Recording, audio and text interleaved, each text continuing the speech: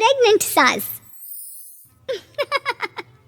जमाना कितना भी बदल जाए, इतना भी नहीं कि बहू घर आए और सास गर्भवती दिख जाए।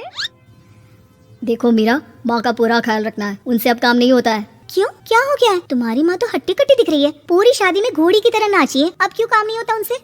वो माँ प्रेग्नेंट है ना, बच्चा होने वाला है, मैं कभी भी भाई बन जाऊंगा इस साल के अंत तक। क्या बोल रहे हो? वो सर पर हाथ रखकर बैठ जाती है। यार पहले क्यों नहीं बताया?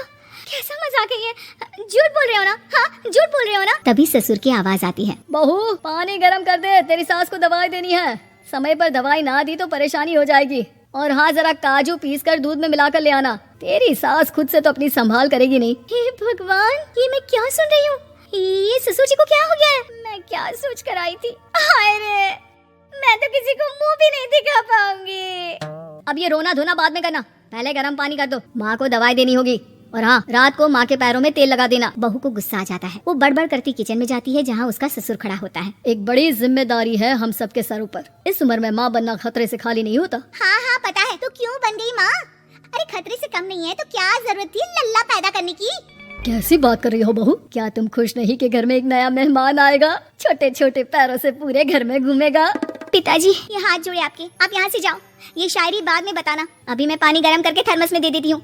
सारा दिन पिलाते रहो गर्म पानी। और हाँ, ये बच्ची की बात बार बार मुझसे कोई नहीं करेगा। बहू का पारा अब चढ़ा ही रहता था, वो काम तो सारा करती, लेकिन किलस किलस कर। मीरा सारे काम से फुर्सत पाकर बैठी होती है कि माँ का फोन आ जाता है। बेटा बहुत बड़ी जिम्मेदारी है तेरे सर पर, अच्छे से निभाना।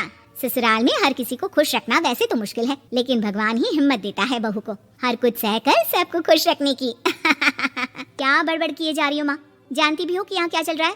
मेरी सास, अरे तेरी सास तो देवी है देवी, कितने खुश हो रहे थे सारे तेरी सूरत देख देख कर। पता नहीं जैसे बहू नहीं कोई मन मांगी मुराद मिल गई हो उन लोगों को। अरे बात तो पूरी सुनो, मन मांगी बुरा तो पूरी हुई है। अरे मेरी सास को बच्चा होने वाला है, प्रेग्नेंट है वो। क्या बकवास कर रही है मीरा? ये बात किसी को कहना मत, मुझे तो बता दिया लेकिन अब अपनी जबान सिल ले। कहाँ है तेरी सास? बात तो करा मेरी, पूछू जरा। पोता पोती खिलाने की उम्र में खुद का बच्चा खिलाने का शौक कहाँ से आ गया? और आया भी तो बताना तो चाहिए था। अब क्या नाक कटाने के लिए हम लोगों से रिश्ता जोड़ा है? रुक, तेरे पापा से बात करती हूँ। मीरा फोन रखकर लेट जाती है। वो एक सपना देखती है कि उसकी गोद में एक बच्चा खेल रहा है। भाभी की गोद में कितना खुश दिख रहा है ना, लग ही नहीं रहा कि भाभी है।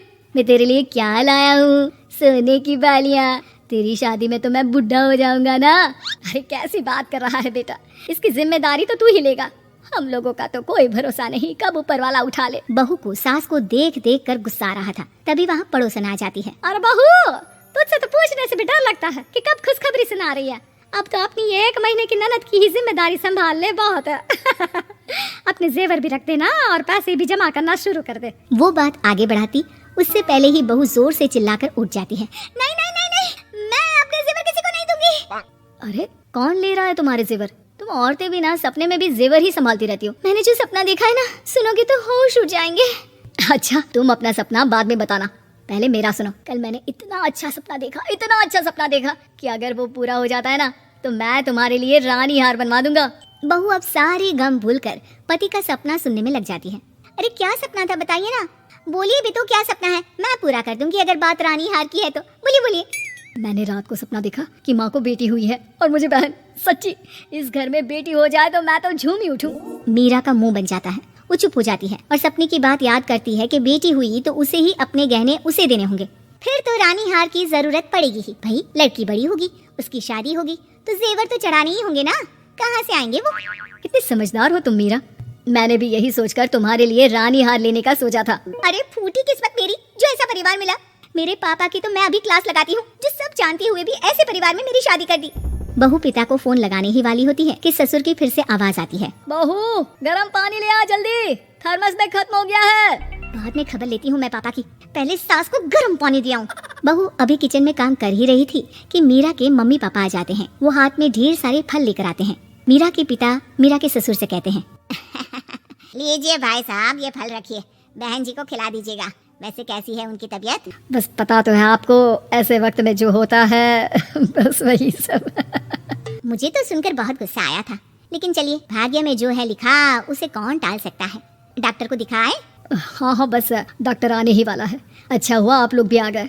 उतने में एक सुंदर सी लेडी डॉक्टर आती है।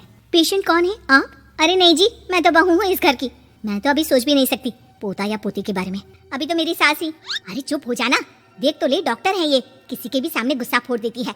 डॉक्टर कमरे में जाती है और थोड़ी देर बाद बाहर आ जाती है। पीछे से सास भी निकल आती है। हे भगवान, इतना दुख तो किसी को भी ना दे जितना मुझे दिया है। देखिए बहन जी, आप लोगों को तो ये सोचना भी नहीं चाहिए था।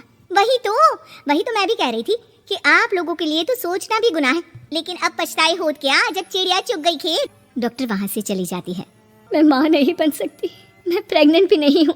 ये कैसे? तुम तो बोल रही थी कि अरे वो गैस का दर्द था और पेट भी गैस से फूल रहा था, डॉक्टर ने चूर्ण दे दिया है, गर्म पानी से फाँकना है। मैं भी लाती हूँ गर्म पानी।